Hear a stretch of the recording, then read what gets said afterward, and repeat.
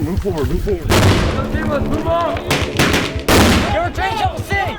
This Stop talking when I'm talking. Is Air Force Boot Camp. Before they join the United States Air Force or Space Force, all trainees must graduate from the Air Force's 7.5-week basic military training program, known as BMT. Our mission is to motivate, train, and inspire the next generation of airmen to deliver 21st century air power. Training happens here at Lackland Air Force Base, located just 10 miles outside of downtown San Antonio, Texas. On a sweltering week in August, insiders spent 4 days observing different squadrons at various stages of training. Whenever I said I was going Air Force, everybody's like, oh, the chair force, like basic's gonna be nothing. And I was sitting there thinking, man, I should have went another route. This is gonna be way too easy. You're wearing your failure all over your face. And I could not have been more wrong. On day 1, new trainees arrive on a bus from the San Antonio airport.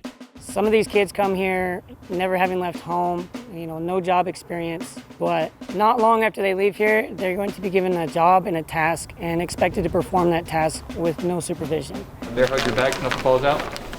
That's all this comes. About 35,000 trainees graduate from BMT each year.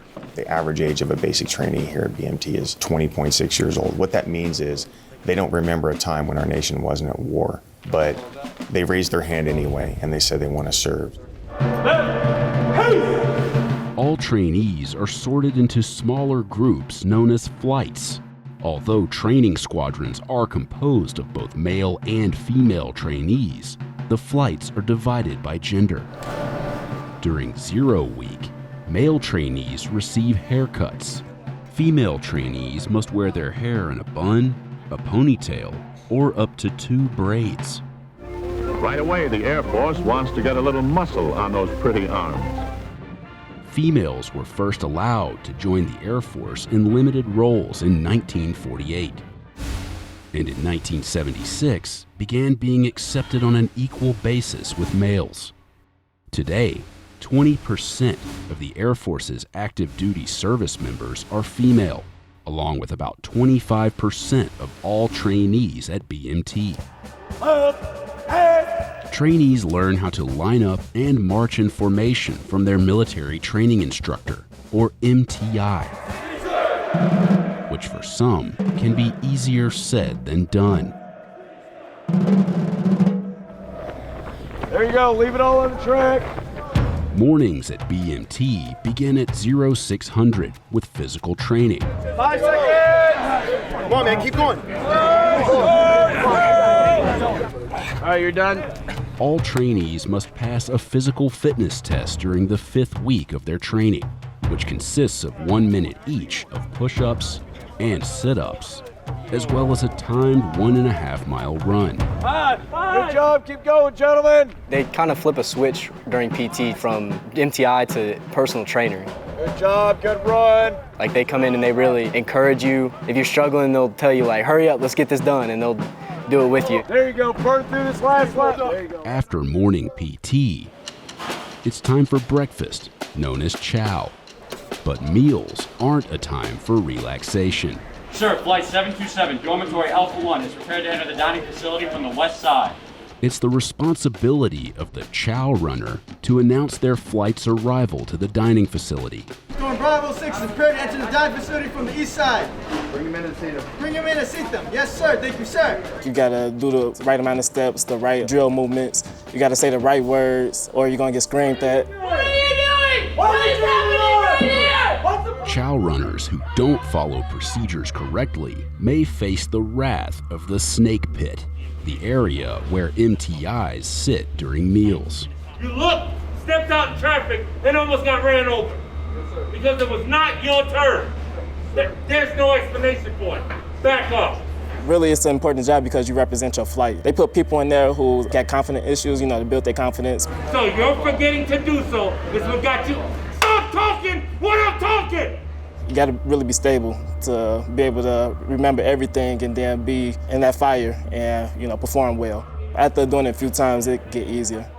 Attention to detail is a critical aspect of BMT, and it starts in the dormitory.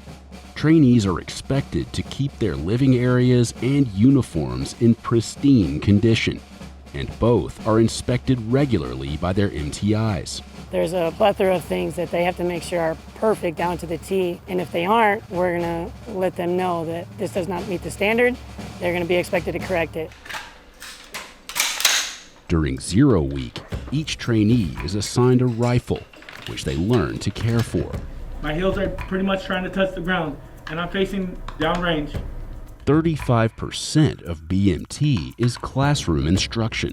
Right now, what you're gonna do is go to the high kneeling position. Trainees learn the basics of how to hold their rifles in a variety of different shooting positions. Because we're an expeditionary force, and airmen can find themselves in any location around the world really at a moment's notice. So we have to maintain our qualifications and our service weapon. Hup, hup, hup, hup. Nowhere is attention to detail more apparent than in drill practice. Get your jumps. Stay in step. Drill is a lot of precision and discipline incorporated into certain movements in a formation. I will say during the first couple weeks of training, they are drinking from a fire hose. The drill is much more difficult for them because they are having an overload of information being given to them. Left foot, left, right, left. Typically after the second or third week of training is when it all starts to make a little bit of sense, and around that time is when it looks a lot better. Training culminates in week 6 with an event known as BEAST, which stands for Basic Expeditionary Airman Skills Training. BEAST puts them through all the things that they have learned in 5.5 to 6 weeks, and we rehearse it, if you will. During BEAST Week, trainees live in a simulated combat environment and are tested on various field training exercises and scenarios. I want their backs to hurt, and I want their feet to hurt after that 5 days of training out in the field. Because they need to ingrain to them right now the character. What does it take to be our agile airman and our agile guardian in the United States Air Force? During combat arms training and maintenance, trainees learn how to handle and fire an M4 carbine. Forward. Low. Trainees first learn how to safely load and fire their weapons in the classroom before heading out to the firing range. The line is ready. Fire! Where they'll fire their weapons from several different positions. Trainees fire a total of 76 rounds and must hit their target on at least 12 of them. Trainees who score 22 or higher qualify as expert. The reload is out with the old. In with the new.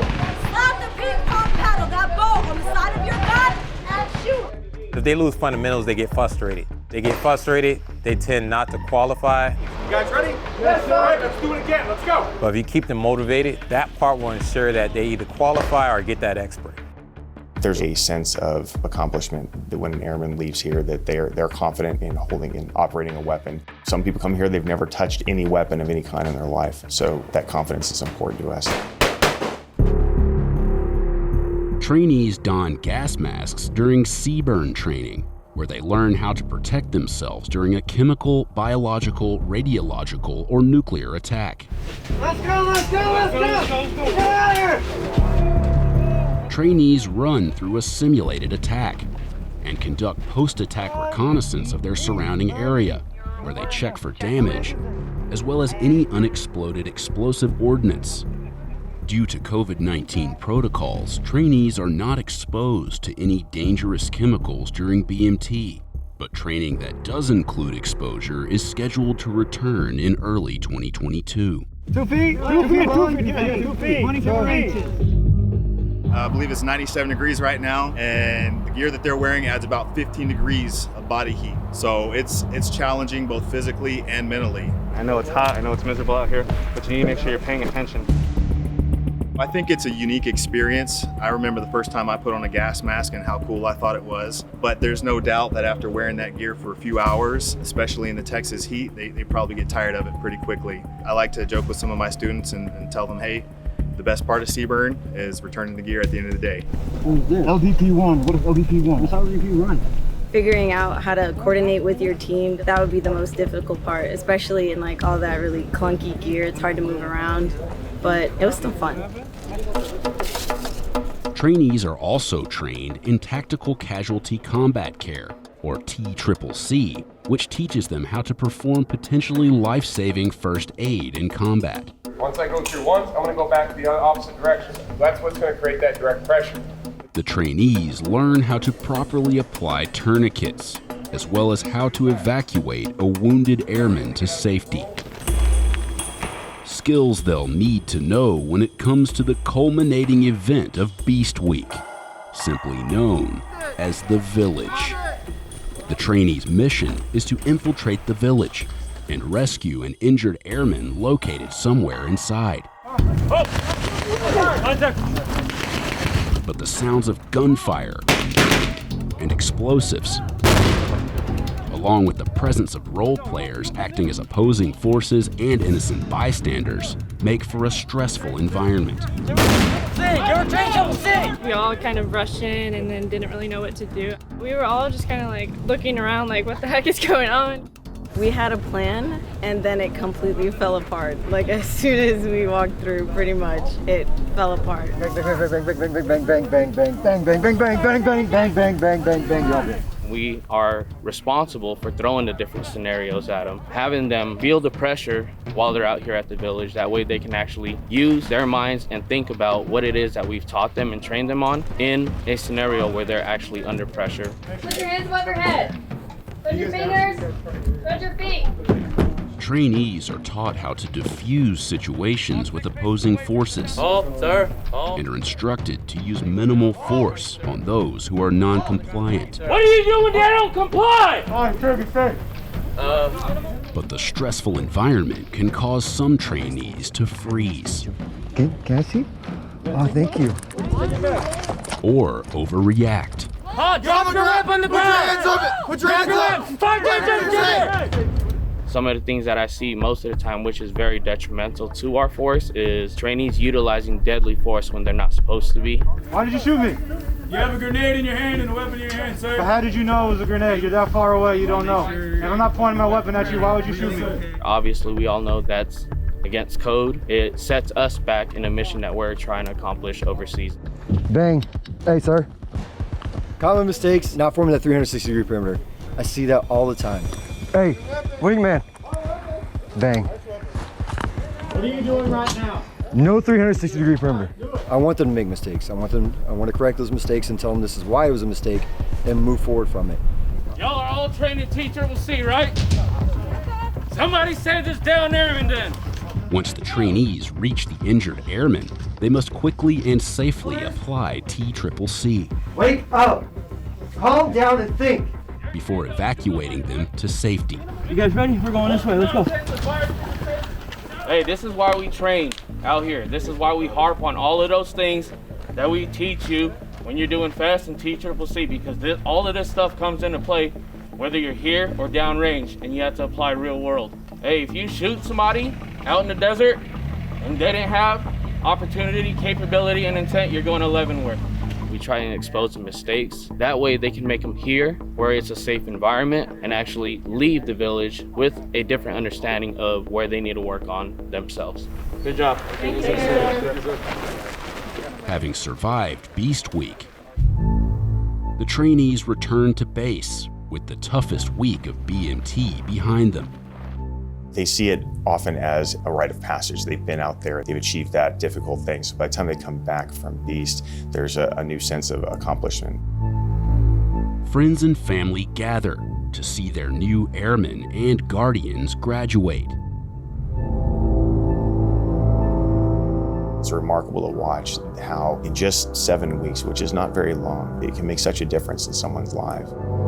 They walk a different way. They talk a different way. The amount of confidence they exude and the pride that they obviously have after having gone through this is so clear and it's so evident.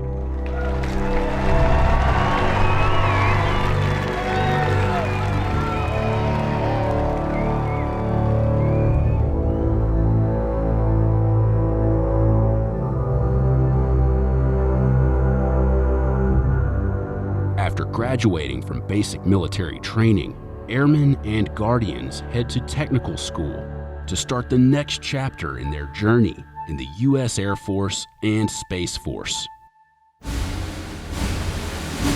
Those who joke about us being the chair force, I would tell you, well, it's easier to sit on a chair than it is to sit on a rock. We must outthink our enemies every single day and how we fight. But what I would tell those who joke is to stand a post, because we have a nation to defend.